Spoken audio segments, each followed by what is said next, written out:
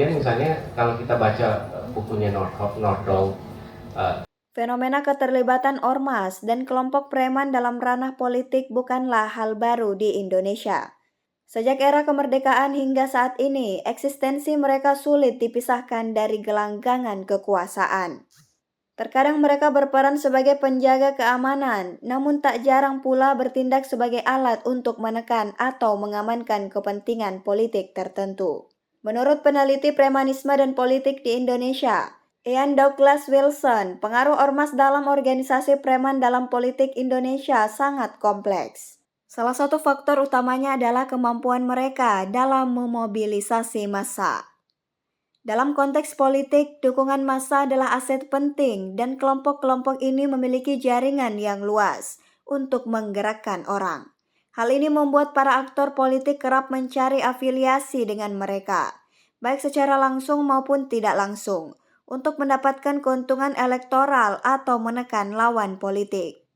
Ya, karena organisasi masyarakat punya massa adalah model politik, kemampuan untuk mengorganisir orang, mengarahkan orang misalnya dalam konteks pemilu dan lain-lain adalah model politik yang sangat ampuh di konteks Indonesia. Dan ormas juga salah satu bentuk mengorganisasikan masyarakat yang translate ke kemampuan untuk mempengaruhi masyarakat pada umumnya, mungkin itu. Selain kekuatan mobilisasi massa, ormas bisa menjadi jaringan membagi logistik. Dalam konteks tertentu bisa menjadi alat untuk mengintimidasi masyarakat atau calon lain. Kalau saya contohkan pemilu, ormas bisa sebagai jaringan untuk membagi logistik, misalnya membagi rezeki dan sebagainya.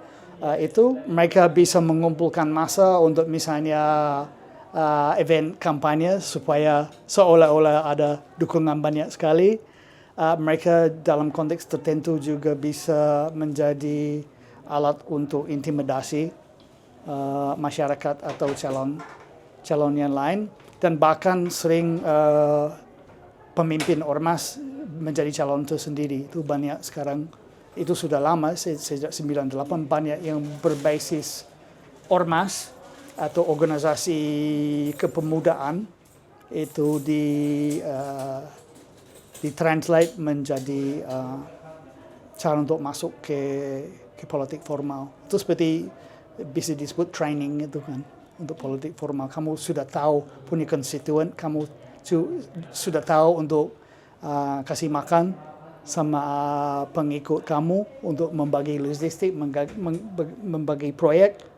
Nggak mungkin menjadi pemimpin ormas tanpa kemampuan itu, dan itu udah skill yang diperlukan untuk menjadi politisi di formal. Ian Douglas Wilson pun menggarisbawahi, jika kerap pula pemimpin ormas muncul untuk menjadi calon pemimpin politik itu sendiri. Ia menyebut fenomena itu terjadi sejak tahun 1998. Mereka yang berbasis ormas menjadi calon pemimpin, masuk di politik formal. Aminah Rahma Ahmad, Rizka Fraja, Unhas TV.